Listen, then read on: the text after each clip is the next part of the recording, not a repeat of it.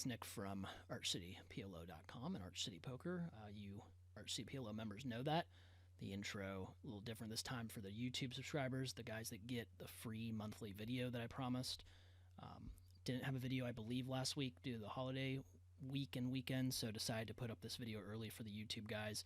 Obviously, for you Arch City PLO members, will be one of your weekly videos that I decided to put up for you. So this is a step-by-step no-limit video.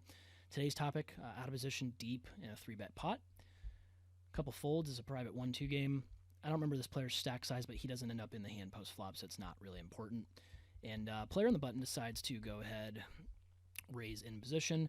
He is aggressive. I would say he's decently competent, not the strongest player, but definitely a little more aggressive, a little splashy. For that reason, I think Queen Jack suited is definitely ahead of his button opening range. I'm fine with him continuing against this hand as well. We are pretty deep, so that is something to keep in mind moving forward post-flop. But as far as step 1 is concerned, my pre-flop decision, I think this is a good one. I do like to raise larger from out of position in these spots. If I'm in position, I think typically somewhere around 3x is fine, but out of position, I want to make up for that positional disadvantage. I'm going to put a little more money into the pot here, try to emphasize, or try to encourage, I guess, a little bit more folding, try to get a little more fold equity essentially, but if I don't, it's okay. A couple folds, like I said, the limper folds. Aggressive players could go ahead and call. So step 2, stack to pot ratio, pretty large here. Obviously not quite standard. I don't feel like this is a spot that I need to commit with Queen Jack of clubs. My hand is decently strong, but I don't love the idea of getting this hand all in at this point. I think it's arguable. I think if you have a maniac here, then this hand is probably strong enough to go with it for sure. But I do think this is a situation where we're pretty deep that I'm not quite ready to put all the chips in yet. So I think the general plan, step 3 and 4, step 3, I do have the polarity and the range advantage. I just simply have more top set, more top, probably about the same top 2, but it's pretty close. Yeah, same amount of top 2, I would say.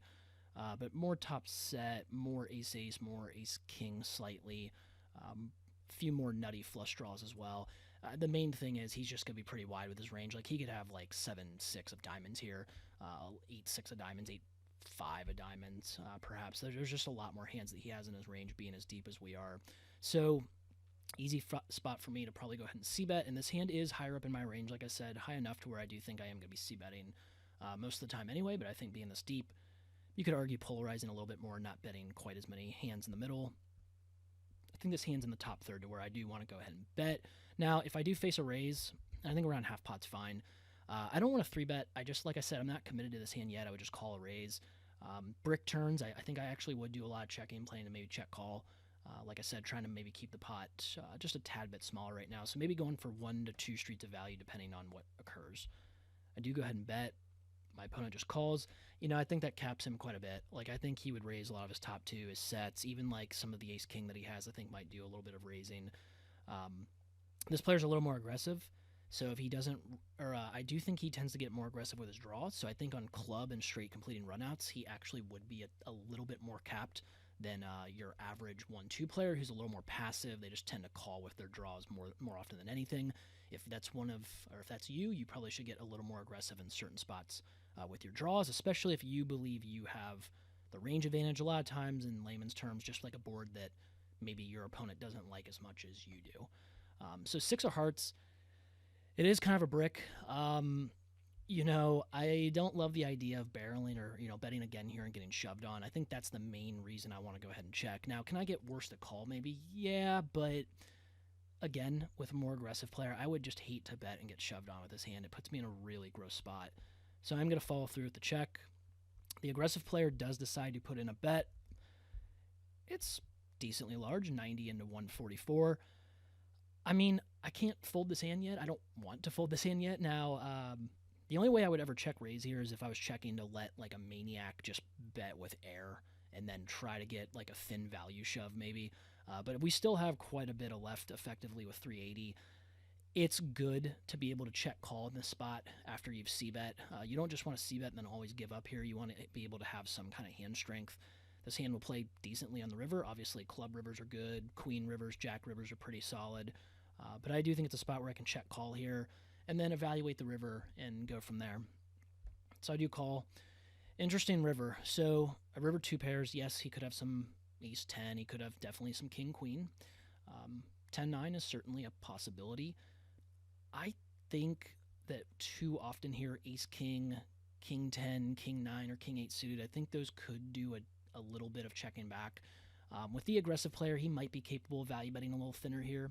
But I think when the pot's 324, I think they're willing just to take the pot as is and show down a lot of one pair. Is it possible that this aggressive opponent may barrel here, and I can induce him into bluffing to where maybe that's the more profitable line, excuse me, than considering a lead, which is what I remember considering in this spot. I do think it depends on your opponent. The general 1-2 population, they might stab once on the turn there, but I don't think they're going to generally follow up with enough bluffs on the river. So if you're in doubt in the spot, I actually think you should put in a little bit of a lead here. Pot's 324. It doesn't need to be anything that large. I think anywhere around 160, like half pot or so, would be fine. I do think with the general population, they will check back a little too often at this spot. Now, with more aggressive opponents, though, you may get them to put in another bet here, and their mistakes are going to come in the form of barreling as opposed to just like stationing in a hand, like just calling you down. So I remember this was a pretty tough debate in my mind when this queen came up. I did think a lead made some sense, but I wanted to give my opponent the chance to go ahead and give them a little rope to go ahead and bluff. I was actually a little surprised. I don't know if I should be that surprised, but I was a little surprised that I faced a shove. This was an easy call for me. This hand's just too high up in our range. If we're only calling with basically like king jack or better here, I think we're wrong. I think ace king is a bluff catch a lot of time in this spot, blocking the straight, blocking or having just ace king high enough in our range to where, like, especially if you don't have a club, you don't really want to be blocking clubs in the spot. A lot of his bluffs will be clubs, even though I think most of his bluffs should come in the form of like gutters without clubs. But in a perfect world, he's, or I guess he is going to have to show up with some missed flush draws. But generally, players will bluff with their missed flush draws a little too often. You're really just blocking a lot of my folding range there. So you would really rather have a hand here like, actually like queen 10 of spades would be a good bluffing hand at this point, in my opinion. Queen could have a little bit of showdown value, but if you can get me off a lot of ace-ace here, a lot of players will take that line with ace-ace, ace-king, perhaps, just because of how deep you are. I think if you have a jack 10 or a queen 10 type of hand in the spot, you want to consider actually shoving there a fair amount of the time. But he does shove. He's aggressive. I planned this the whole time. I think he can do it with worse hands, so I do go ahead and call. And he actually did show me ace-king, which was not that surprising. I think being as deep as we are, he doesn't need to 4-bet ace-king. But I was a tad bit surprised they decided to actually go for what I think is possibly a little bit of like thin value. I'm not saying it's necessarily a bad play. I just was a little surprised to see that hand. But I know that this player is capable of showing up, like I said, with some bluffs, some missed stuff, perhaps even some air. I know he's capable of floating here with a hand like 8-7 of diamonds just to pick up like straight draws of the 6 to bluff. So I know that that was possibly in there some of the time as well. But yeah, just an interesting hand that I wanted to share with not only you Arch City PLO members, but you YouTube subscribers as well. I think it's a good example of how to not necessarily overplay your hand when you're really deep, how to have a little balance on the turn there, and how to manipulate the pot in your favor, how to get certain types of player profiles, like certain types of players rather, to make mistakes. So like with the aggressive player, checking to give him that rope to bluff with on the river makes sense, but I wouldn't do that with a call station there. I would just go ahead and lead into him on the river, not really worry about balance, and then get that value from him when he makes mistakes in the form of calling me probably too often in that spot. If you guys got any questions or comments, go ahead and let me know. Otherwise, I will see you in the next video. Thanks.